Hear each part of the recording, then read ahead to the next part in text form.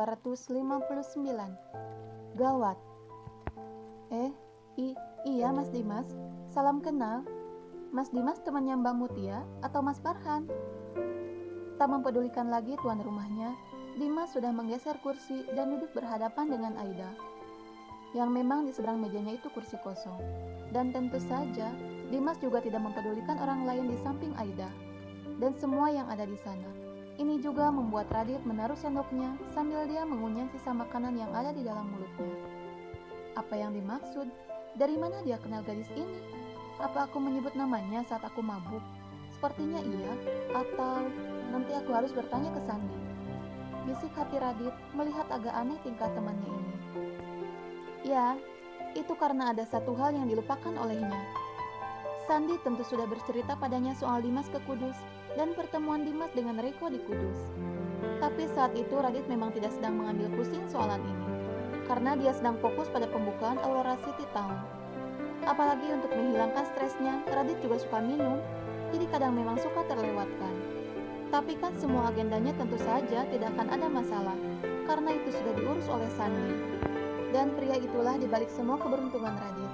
Entah bagaimana dia kalau tidak ada Sandi. Aku ini bukan sekedar teman atau sahabatnya Farhan dan Mutia. Hubunganku itu lebih dari itu dengan dua saudaramu tadi. Jadi, dia adalah saudara istrinya Farhan. Kenapa Sandi tak cerita padaku? Radit menguping. Dia penasaran. Tapi bagus juga kalau Dimas sudah begini. Dan bukan hanya rasa penasaran dalam hati Radit. Ada sesuatu juga yang justru membuatnya merasa senang ketika memindai seseorang yang tidak dalam mood bagus. Biakta, habis kau dengan temanku. Entahlah, tapi itu yang ada dalam benak Radit dan memang benar karena sejurus kemudian. Aduh, sayang sekali ya Aida. Apa ya Mas Dimas? Aida yang merasa tidak enak karena Dimas dari tadi tidak melakukan apapun, hanya memandangnya saja. Makanya, Aida bingung dengan maksud ucapan Dimas barusan. Andaikan 2 tahun yang lalu, andaikan saja ya. Andaikan. Masalahnya, kalau saja 2 tahun yang lalu. Iya, andaikan 2 tahun yang lalu itu. Maksudnya? Aida tak paham. Apalagi, Dimas mengatakan 2 tahun itu berulang-ulang macam tadi. Apa ada yang error dengan pikiran Dimas? Aida tak tahu apa yang terjadi 2 tahun yang lalu. Yang pasti, saat itu dia juga tidak merasa ada masalah dengan dirinya. Tapi kenapa Dimas terus-terusan mengatakan 2 tahun? Aida berpikir keras, tanpa memperhatikan seseorang yang di sampingnya. Seseorang yang pegal tangannya karena sudah memasak dan membuat make up cantik untuk wajah Rere itu mengepalkan tangannya di bawah meja. Ya, Reiko memang menahan sesuatu yang disadari Radit emosinya ini. Ternyata, makanan ini lama-lama rasanya jadi enak. Dan jelas wajah kesalnya Reiko membuat Radit malah bernafsu pada makanannya kembali.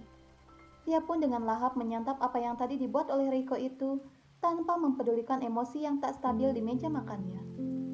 Ya, kalau Farhan menceritakan aku tentang dirimu 2 tahun yang lalu saja Aida, mungkin sekarang aku akan jadi laki-laki paling bahagia di dunia, bisa menikah denganmu dan membina mahligai rumah tangga dengan gadis selembut dirimu, secantik parasmu dan semerdu suaramu saat bicara.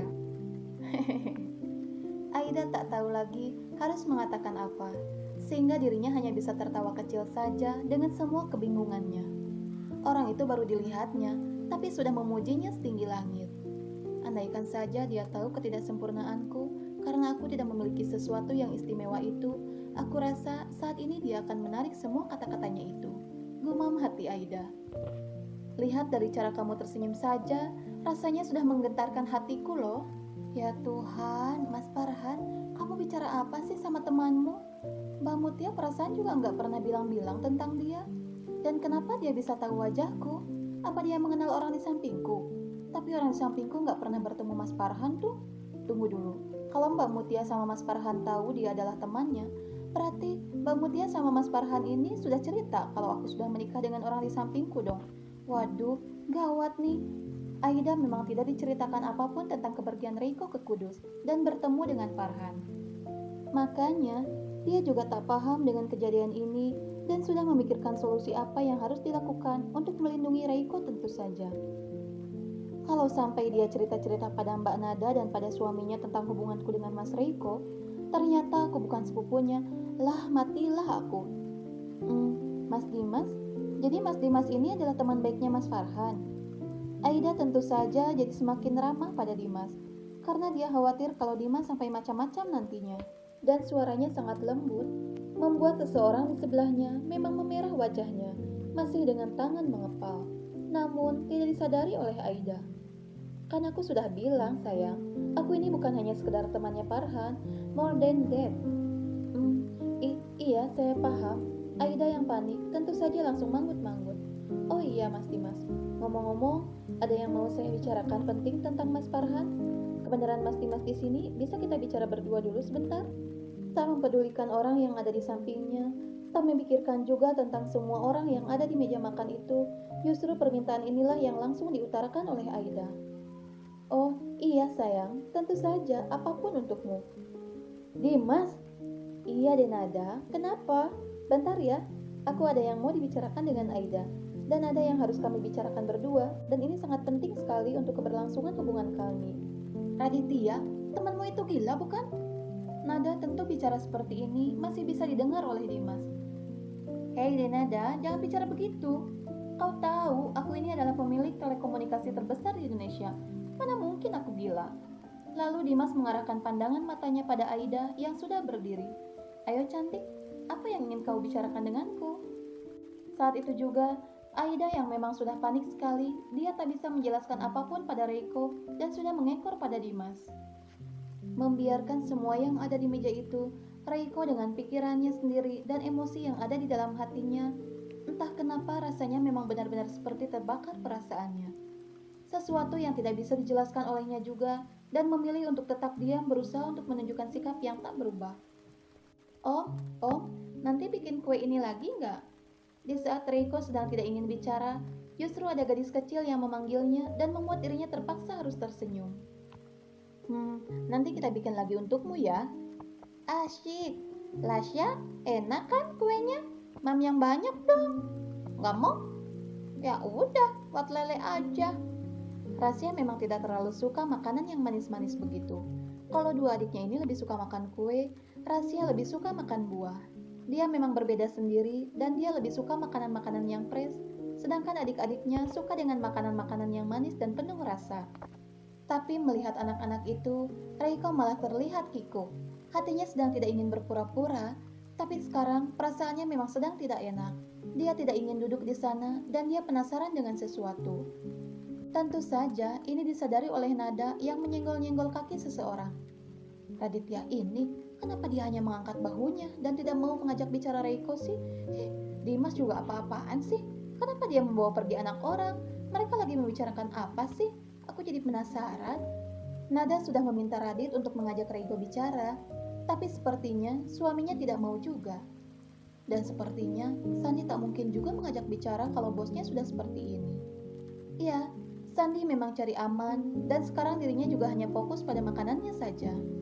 Nada paham sesuatu di sini yang tidak menyenangkan. Karena itulah, Pak Reiko, Anda bisa masak seenak ini, dari mana belajarnya?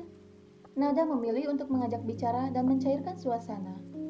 Oh, mungkin karena saya lama kuliah di London. Wah, jadi kau kuliahnya di London? Nada jadi sedikit meringis mengingat ini. Sesuatu yang memang dia tidak ingin ingat soal London. Pertama, karena aku tidak mau mengingat tentang Raditya dan Viola yang mereka berdua kuliah di London. Dan yang kedua, aku juga tidak mau mengingat London karena itu menyakitkan dan selalu saja membuatku teringat tentang Dewa. Hati Nada memang kurang baik kalau sudah mengingat tentang kejadian ini. Masa lalu itu, semuanya sangat mengganggu untuknya. Tapi dia memang harus mencairkan suasana bukan? Apalagi, Dimas dan Aida belum kembali. Wah, dulu jauh juga ya Pak sekolahnya? Denada, sejak kapan kau jadi kepo dengan urusan orang lain? Raditya, aku kan cuma tanya sih, protes Nada. Kan hebat saja bisa masak seperti ini, dan dia juga bisa make up. Itu bukan sesuatu yang simpel untuk seorang laki-laki. Banyak pria yang tidak mau melakukan itu karena gengsi. Tapi Pariko ini berbeda. Sampai kapan kau ingin memuji pria lain? Kau ini, ada anak-anakmu, perhatikan intonasi bicaramu. Nada mencoba tersenyum, dan sebetulnya suaranya ini sudah dipelankan, tapi tentu saja Reiko masih bisa mendengarnya. Tapi kenapa juga Dimas dan Aida lemah sekali? Apa sekarang yang mereka sedang bicarakan di sana sih? Keluh nada yang merasa tidak enak juga pada Reiko.